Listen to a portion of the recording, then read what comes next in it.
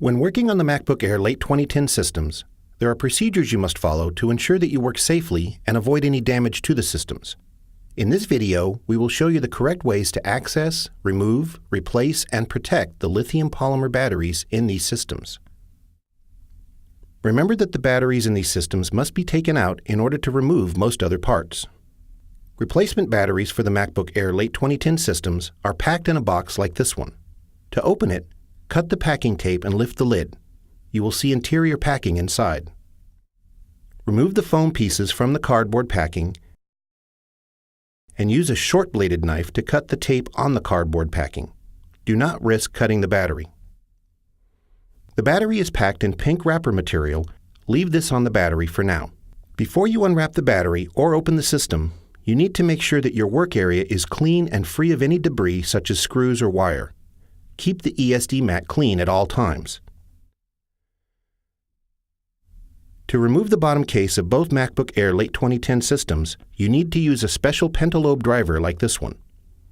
This driver is only available from GSX under part number 0761372. No other type of screwdriver can remove the bottom case from either of the MacBook Air late 2010 systems. As with previous MacBook Air models, you need to angle the driver slightly when removing the bottom case screws. When removing the bottom case, be sure to lift it straight up from the top edge. Here you see the snap that fits into a slot in the battery. As soon as you remove the bottom case, place a battery cover over the battery. The cover must be in place before performing any other tasks. The MacBook Air 11-inch late 2010 and the MacBook Air 13-inch late 2010 have different sized batteries. Make sure that you have the correct battery cover available. Covers for the batteries for both systems come with your pentalobe driver. To install the cover, remove the adhesive backing from the battery cover before aligning it and placing it on the battery.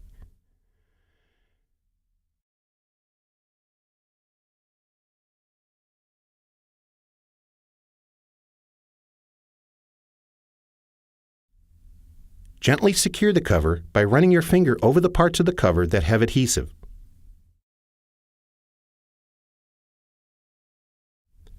After the battery is covered, disconnect the battery cable from the logic board. Make sure you are using a Torx 5 driver on the battery screws and that you have the driver at right angles to the covered battery. Keep track of what screws you remove and consult your technician guide before putting them back. The battery screws need to be removed in this order. Whenever you pick up or move the battery, use two hands. Be sure that the ESD mat is clean before putting the battery down, and put the battery down with the battery cover on top. Here's what to do when you reinstall the battery. Before reinstalling the battery, make sure that there is no foreign material such as loose screws in the battery bay of the system. Unwrap the replacement battery. It must come with a battery cover. If it does not have a cover, do not use it and contact Technical Service Provider support for further directions. Use two hands to place the battery into the system. Keep the battery cover in place.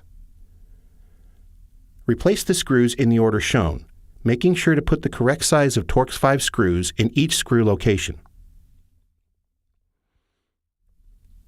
Install the battery screws finger tight. Do not over-tighten them. Once the screws are replaced, reconnect the battery cable to the logic board.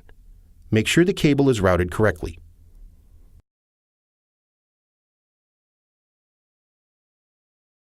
Before replacing the bottom case, make sure that the interior of the bottom case is free of debris. Remove the battery cover just before you replace the bottom case. Align the bottom case along the front edge and gently press it closed. Be sure that the snap on the inside of the bottom case is seated correctly with the slot in the battery. Replace the screws using the same slight angle you used to remove them. To return a battery, it must be packed the same way as the replacement. After making sure the battery cover is correctly attached, wrap the battery in the pink wrapper material and carefully place it in the cardboard packing material as shown here.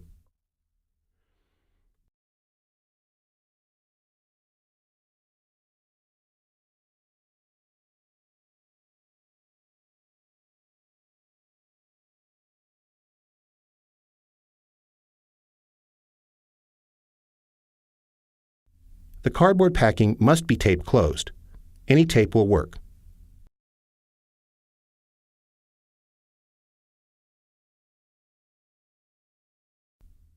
Once you have packed the battery, you can return it using normal shipping procedures. This completes the battery replacement.